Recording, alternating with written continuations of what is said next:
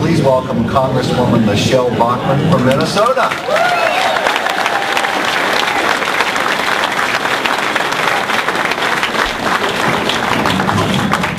Are a little more height challenged in the room. Thank you everyone for the warm, wonderful invitation to join all of you this evening here in the Live Free or Die state. It is an honor for me to be able to be here, and it's an august group. You are the embodiment of where this country is going. You proved it in the last election. We're extremely proud of you, and this is the core and the nucleus of that movement here in this room. So I want to thank you. And Obed, you're the leader of the band in all of this. So thank you for what you've done.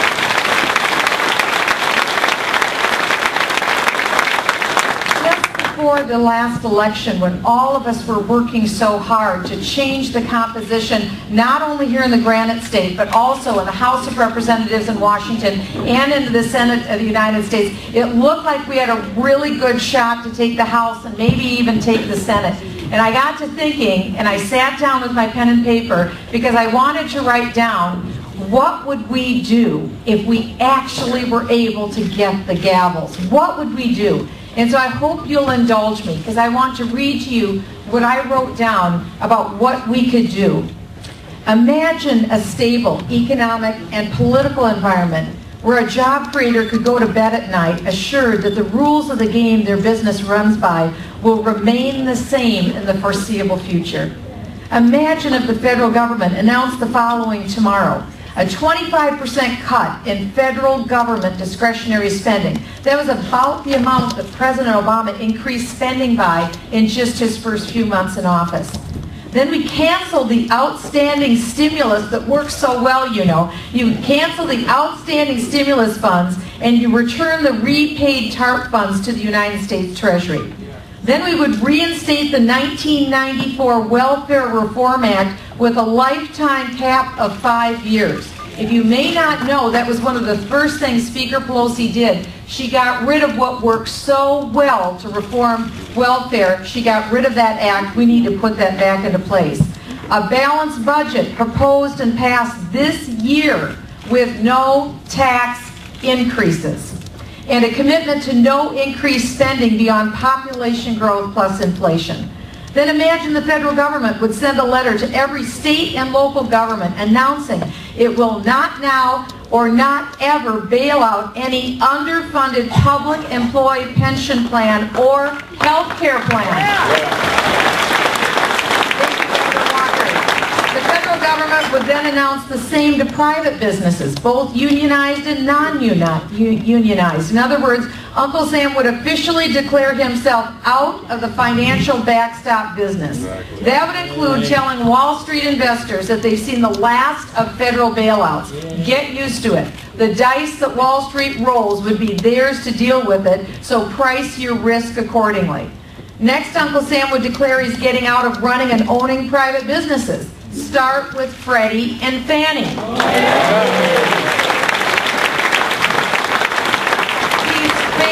Nationalized mortgage monstrosities would be put on an auction block and sold to the highest bidder. Minimum bid 50 cents. The federal government would legalize competition in the mortgage industry by ending future federally backed mortgage subsidies. And Congress would sell government share in AIG, the largest insurance company in America, as well as Chrysler and GM, Bank of America, and Citibank. It's time to get out of the private industry. Uncle Sam would then legalize private student lending. Imagine that. And end the federal government's involvement. And Obamacare and all its ugly, expensive tentacles would be repealed. And in its place, Congress would allow Americans to purchase any health insurance policy they want in any state they want, with no minimum mandates, using your own tax-free dollars, fully allowing all Americans to deduct their costs on their individual tax return, plus full tort reform. That's it. You can get that all done in about 18 pages, and we're there. The EPA would then be subject to a full review and would downsize to a mission focused only on conservation of safe air, land, and water. No cap and trade, not now, not ever.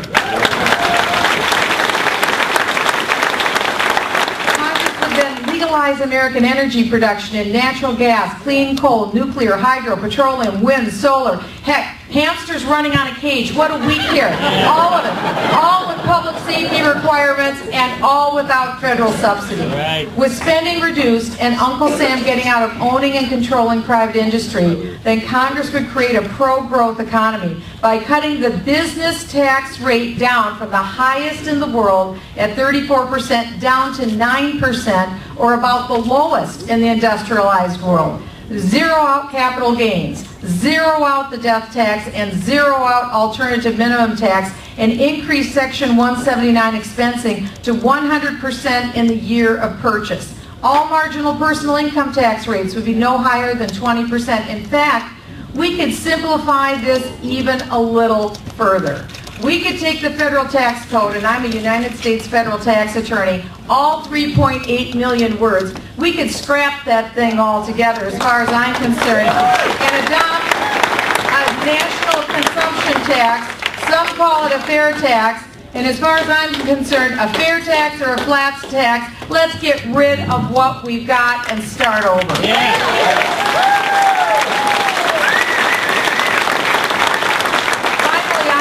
Congress pass a mother of all repeal bills to essentially repeal the last 4 years of Pelosi, Reid, and Obama.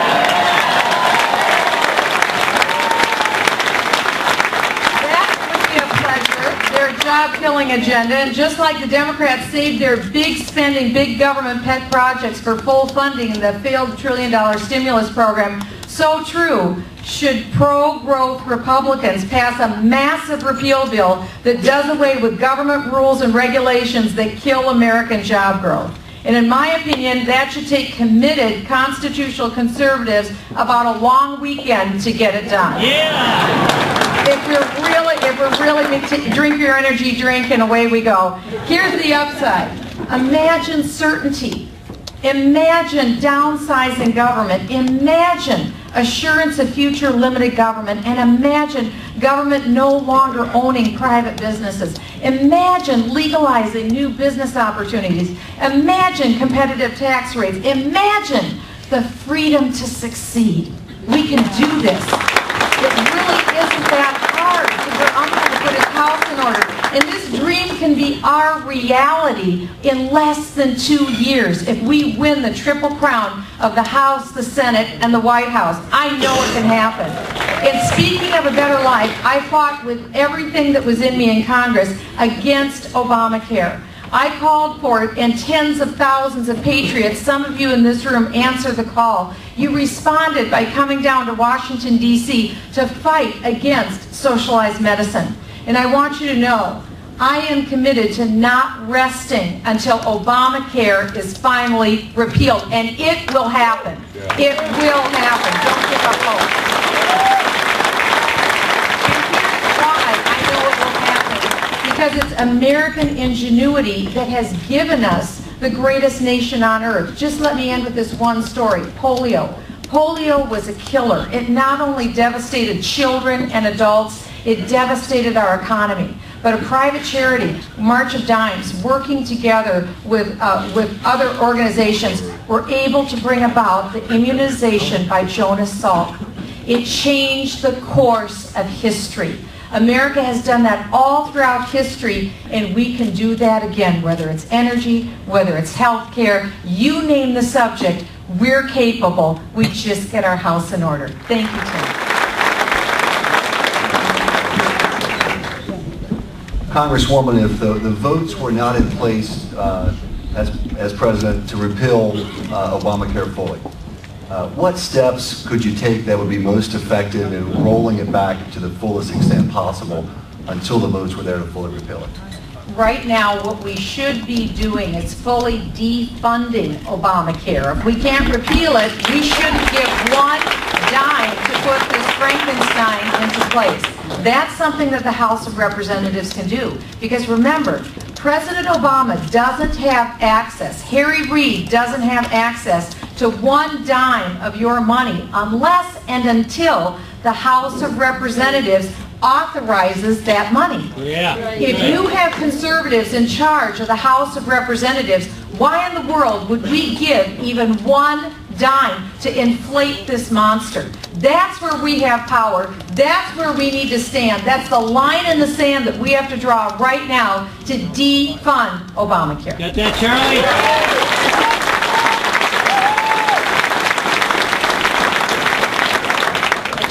Our nation's debt limit now stands at $14.3 trillion, and we're about to exceed it. What should be done this summer when the limit is reached? My opinion is that we should not increase the debt ceiling. I think I believe what we have to do, number one, is stand for the full faith and credit of the United States of America. We have a bill that is being sponsored by Senator Pat Toomey and also by Representative Tom McClintock, and it says this. It directs Tim Geithner, our Treasury Secretary, who had a little tax problem of his own, if you might remember, to tell him that he is mandated to first pay off all debts of the United States, all interest, all obligations, so we don't put that all-important full faith and credit of the United States at risk. I am just here to tell you, as all of you in this room, I believe, would agree, we're in trouble now. Not 10 years from now, not 5 years from now. We're in deep trouble now. And you cannot allow us to continue to go on in the United States Congress and spend money that we don't have. We're paying a price for this now. And so what we have to do is have a very real conversation today with every segment of our population. Young, old, black, white, poor, rich, all of us. Because we're all Americans. We're all in this together. And we have to have a conversation today about why this year we should look seriously at how we're going to balance our budget this year. Have those conversations this year about Medicare, Medicaid, Social Security, discretionary spending, non-discretionary spending. Have it this year. Our nation is capable of this conversation. The American people aren't children. They're adults. They love this country. I come from a state of Minnesota where on our birth certificate, and I do have one, generally speaking, they stamp Democrat on your birth certificate in our state. And I grew up in a Democrat household. But we were reasonable, fair-minded people. And one thing I know about a lot of people who are independents and Democrats and apolitical people, they are reasonable, fair-minded people. If we lay out where we're at right now in the United States, I believe in reasonable, fair-minded Americans wanting to vote that this country goes on. I do, you do, and I think most Americans will vote that this country goes on. Congresswoman MicheleBachmann.